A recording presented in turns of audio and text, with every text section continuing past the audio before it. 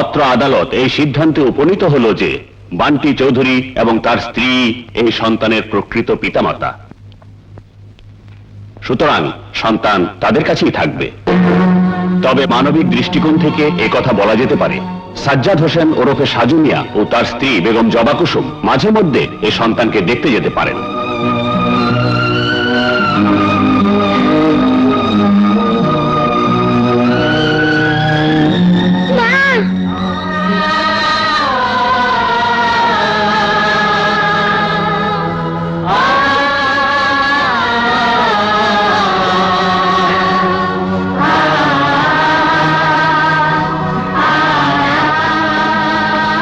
এসো বাবা, আমার কোলে এসো। এসো। আমি যাব না।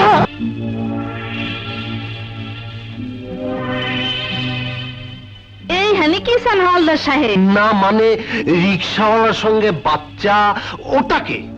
শান্তু, সাজু ভাইয়ের জবার পোলা।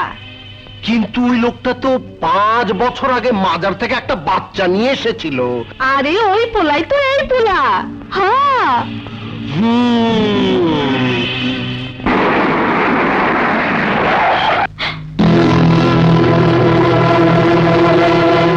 শাহানা,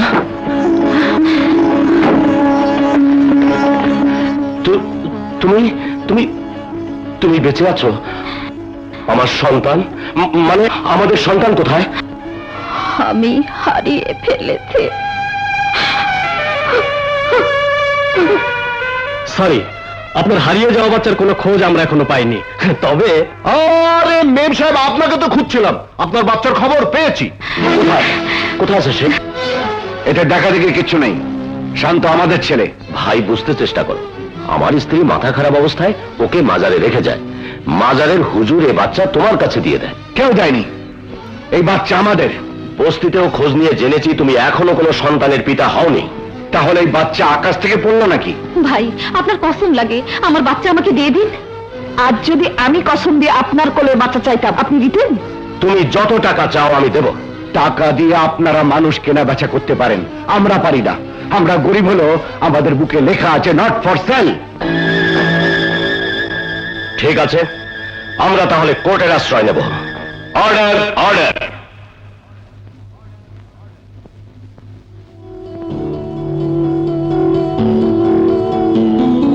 ভালো করে চেয়ে দেখুন তো, ওনার হাতেই কি বাচ্চাটা তুলে দিয়েছিলেন?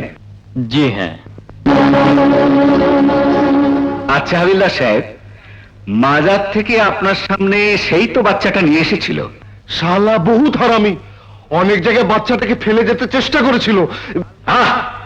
গালমন্দ না করে সহজ ভাষায় বলুন। জি, সেই নিয়ে এসেছিল। আমার তৃতীয় সাক্ষী পরিবার পরিকল্পনা অফিসের ডাক্তার মিসেস শাহাবুদ্দিন। আচ্ছা ডাক্তার, আপনার ওখানেই তো ওই মহিলার বন্ধাত্মকরণ করানো হয়? জি, অনেক বারণ করার পরেও উনি বন্ধাত্মকরণ করেছিলেন। বারণ করেছিলেন কেন? কোন সন্তানের মা না হয়ে এই কাজটি করা বিধিসম্মত নয়, তাই বারণ করেছিলাম। কিন্তু উনি জানালেন একটি পরিচয়হীন সন্তান ওনার স্বামী কুড়িয়ে পেয়েছেন। চিরকাল এই সন্তানের যাতে কোনো কষ্ট না হয় সেজন্য আর কোনো সন্তান নিতে তারা আগ্রহী নয়। আমার ডাক্তারি জীবনে এত বড় ত্যাগের কাহিনী আর শুনিনি।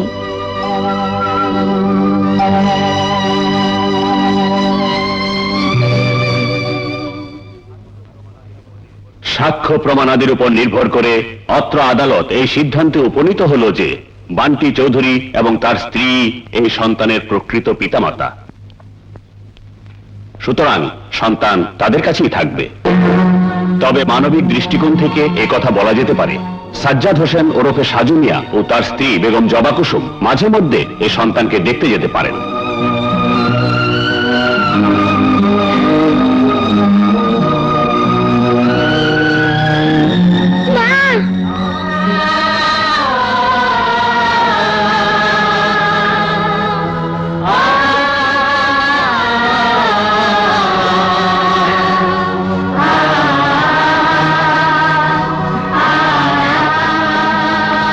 এসো বাবা, আমার কোলে এসো।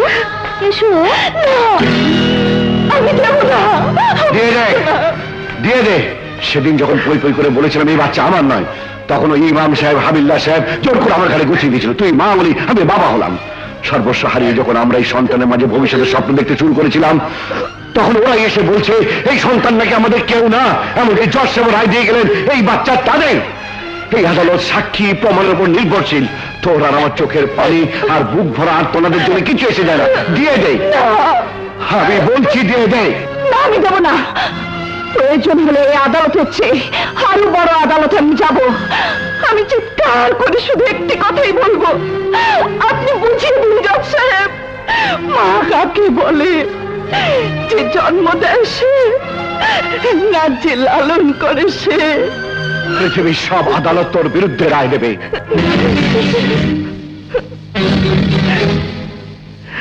হ্যাঁ, দিয়ে দে জবা, দিয়ে দে, দিয়ে দে জবা।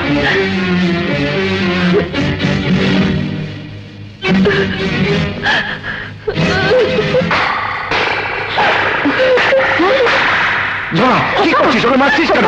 জবা, আমাকে যাতে ভুল বোঝে, ও যখন ওখানেই থাকবে ওদেরকেই আপন ভেবে থাকুক, তাতে ওর কষ্ট হবে না।